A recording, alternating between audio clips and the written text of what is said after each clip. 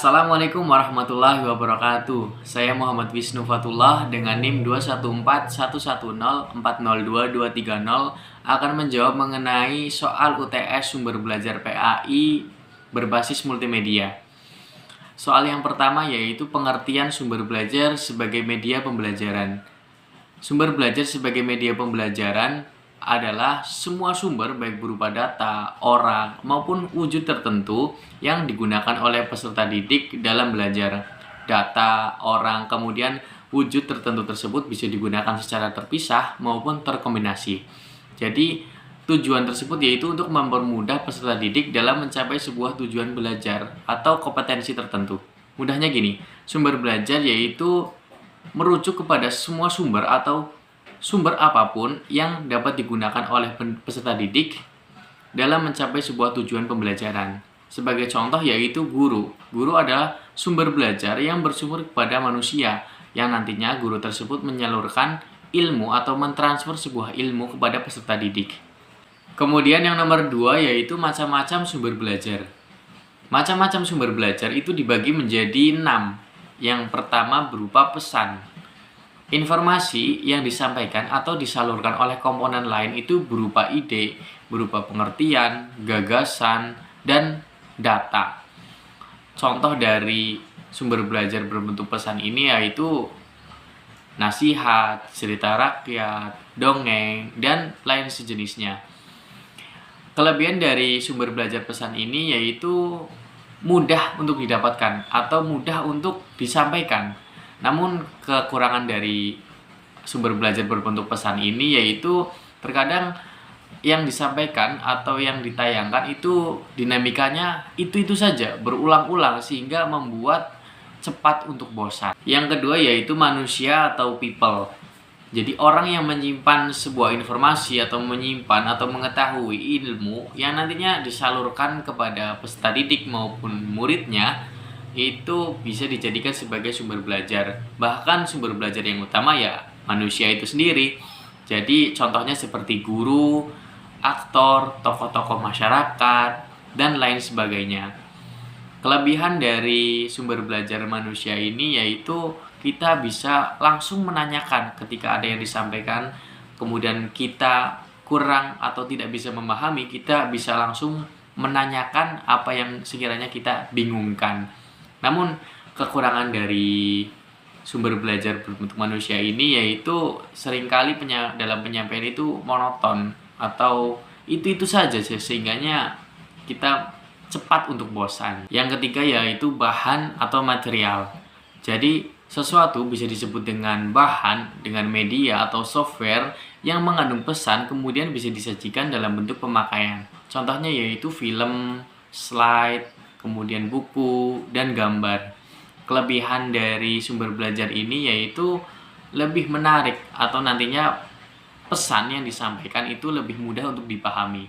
Namun kekurangannya yaitu terkadang ketidaksesuaian antara pesan atau maksud yang disampaikan dengan bahan yang digunakan. Kemudian yang keempat yaitu ada peralatan. Jadi sesuatu itu bisa dikatakan sebagai media atau hardware, perangkat keras yang mengandung pesan yang kemudian nanti bisa disajikan dalam bentuk software.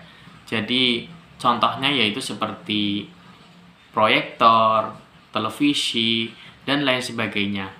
Kelebihan dari sumber belajar peralatan ini yaitu memudahkan siswa dalam memahami materi yang disampaikan atau lebih menarik perhatian siswa, bahkan menjadikan siswa itu menjadi lebih semangat belajar. Namun kekurangannya peralatan ini yaitu lebih bergantung kepada listrik. Jadinya ketika listrik itu padam, nantinya sumber belajar tersebut tidak bisa digunakan.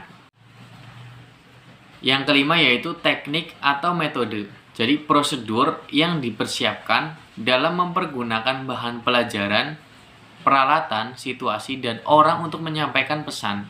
Contohnya seperti ceramah, diskusi, bahkan sampai belajar mandiri. Kelebihan dari sumber belajar berbentuk teknik atau metode ini yaitu mempermudah penalaran siswa dalam menalar atau menangkap sebuah pesan yang disampaikan.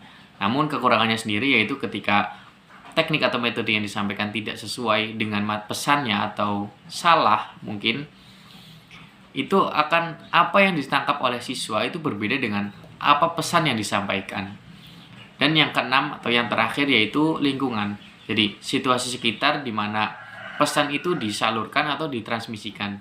Contohnya seperti aula, ruang kelas, dan lapangan. Kelebihan dari sumber belajar berbentuk lingkungan ini yaitu siswa atau peserta didik menjadi lebih peka terhadap lingkungan sekitar, dan yang tentunya tidak memerlukan biaya dalam menentukan sumber belajar ini.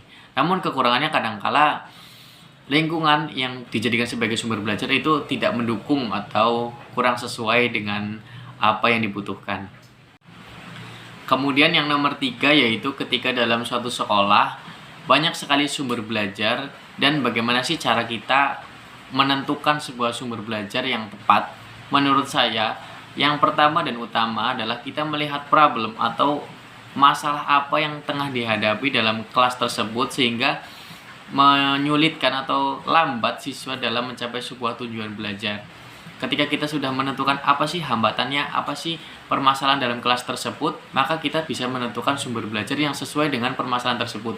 Jadinya sumber belajar tersebut bisa menjadikan solusi dari permasalahan apa yang menyebabkan siswa tersebut sulit untuk memahami sebuah materi, atau apa yang membuat siswa itu tidak bisa memahami materi. Dan yang tentunya yang selanjutnya yaitu yang ekonomis. Ekonomis artinya yaitu tidak memerlukan biaya yang lebih. Dan yang selanjutnya yaitu praktis dan efisien. Jadi mempermudah siswa dalam mencapai sebuah tujuan pembelajaran itu dengan sumber belajar yang tentunya mudah juga.